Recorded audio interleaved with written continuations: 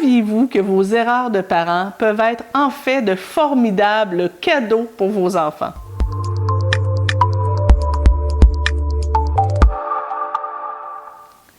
Bonjour, mon nom est Nancy Doyon, je suis votre coach familial et c'est l'heure de votre capsule SOS Nancy. Avant que je débute, si jamais vous aimez ce que vous écoutez, je vous invite à visiter le institutdecoachingfamilial.com pour aller voir toutes sortes de formations en ligne qui peuvent être soit gratuites ou à toutes sortes de coûts. Savez-vous quoi?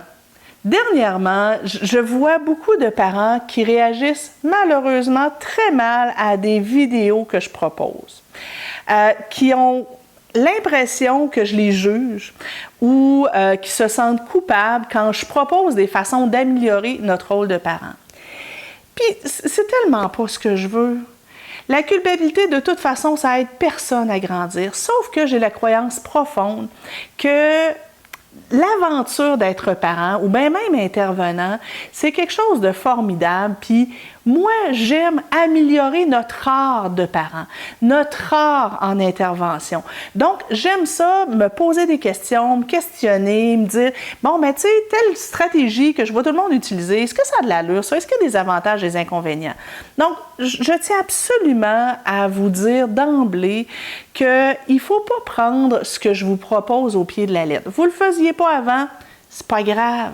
Même si vous criez sur vos enfants de temps en temps, vous n'allez pas forcément les traumatiser pour ça. Même si vous les envoyez au coin, vous n'allez pas être traumatisé pour ça. L'important, c'est de se questionner puis de se dire, bien, est-ce que je peux améliorer ma façon d'être un parent? Est-ce que je peux peaufiner ma façon de discuter avec mon enfant, ma façon de tourner mes phrases de telle sorte que peut-être ils grandissent davantage, qu'on ait une meilleure relation ensemble? Puis, ça m'amène à vous parler de vos gaffes.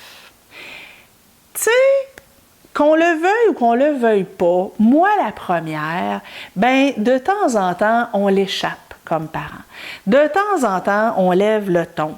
De temps en temps, on est impatient. On n'est pas toujours disponible pour discuter avec nos enfants alors qu'ils en auraient besoin. Ma mère disait souvent, peu importe ce que je ferai, tu vas avoir besoin de 3 ans de thérapie pour t'en sortir. Et je trouvais ça très drôle. Mais à quelque part, j'ai réfléchi là-dessus puis je me disais, ouais, ben il n'y a pas un parent parfait et il n'y a pas d'enfants qui ont besoin d'un parent parfait. Il faut être un parent potable.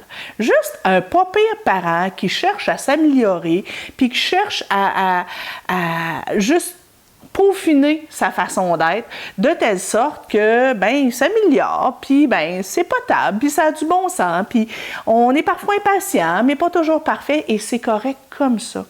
Parce que j'apprends des choses à mes enfants quand j'ai la bonne intervention.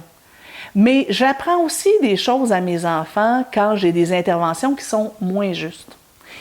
Chaque fois que j'ai été impatiente envers ma fille, ben j'ai appris dans sa vie que la patience des gens autour, ça finit par avoir un bout, ça.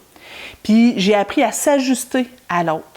Chaque fois que, parce que j'étais en SPM, je sais pas, moi, ma réaction a été démesurée, ben j'ai appris à ma fille que ben les SPD, SPM, puis ça existe, puis que faut que je fasse attention, puis que j'apprenne à sentir les gens autour de moi, puis me dire, ah, ben elle, aujourd'hui, c'est pas une bonne idée pour jouer avec son gros nerf. Les fois où je me suis vraiment mis en colère, puis que j'ai peut-être levé le ton, ben ma fille a pu apprendre que ben les gens qui m'aiment, ils ont le droit d'être en colère, puis même s'ils sont en colère, ils m'aiment encore après. Chaque fois que j'ai dépassé les bornes, j'ai appris aussi à ma fille à assumer ses erreurs parce que moi, je l'assumais.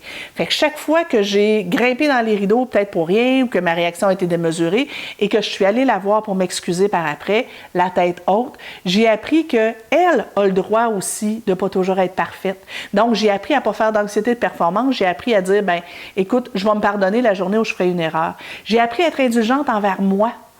En disant, puis envers les autres, parce que si elle apprend l'indulgence avec moi, elle apprend l'indulgence avec les autres, en disant, ben les gens qui m'entourent, ils n'ont pas besoin d'être parfaits non plus pour que je les aime. Quand je me suis excusée, je lui ai appris en modélisation à s'excuser elle aussi, puis à assumer ses gaffes. Fait que tu sais, quelque part, c'est un cadeau. Tu sais, imaginons là un enfant qui grandit avec les parents de cailloux. OK? Et là, ben, il y a une maman qui est toujours calme, un papa qui a toujours le mot juste. Personne ne se met jamais en colère dans cette famille-là. Ben, s'il grandissait dans cette famille-là, cet enfant-là, ou bien A, ça donnerait Caillou, qui veut Caillou comme enfant, ou bien B, ça pourrait donner un enfant anxieux. Ça pourrait donner un enfant qui, le jour où il arrive dans une classe et que son enseignante de maternelle n'est pas un dessin animé, puis qu'elle a ça, un syndrome prémenstruel, et qu'elle lève le ton, bien, il pourrait être complètement traumatisé. Pas forcément, mais quand même. Donc, des enfants qui grandiraient avec une famille parfaite, où tout est toujours adéquat, bien, ils risqueraient d'avoir des inconvénients. Vous le savez, j'en parle dans d'autres capsules, puis bon, tous les intervenants en parlent. La routine dans la vie d'un enfant, c'est important. Mais c'est important aussi de briser la routine parfois. Parce que si un enfant se couche à tous les soirs à 8 heures, beau temps, mauvais temps, que ce soit Noël ou le jour de l'an, il se couche à 8 heures, bien la journée ou pour une raison ou pour une autre, on est obligé de le coucher à 21 heures, bien il risque de mal réagir. Donc, c'est correct qu'on ait une certaine dose d'incompétence. J'en parle dans d'autres capsules, mais moi, j'aime bien la loi du 80-20. OK? Mon travail de parent, c'est d'essayer d'avoir 80% de ma job qui est faite de façon, tu sais, au-dessus de la moyenne, là, ou dans la moyenne. Là, donc, 80% du temps, quand je suis en relation avec mes enfants, ça se passe bien. 80% du temps, quand j'interviens auprès d'eux, j'ai une intervention pas pire pantoute. Ça a bien du sens.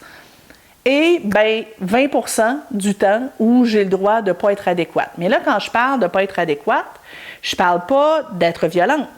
Je ne parle pas de secouer un enfant. Je ne parle pas de l'insulter. Ça, si vous faites ça, il faut le changer absolument.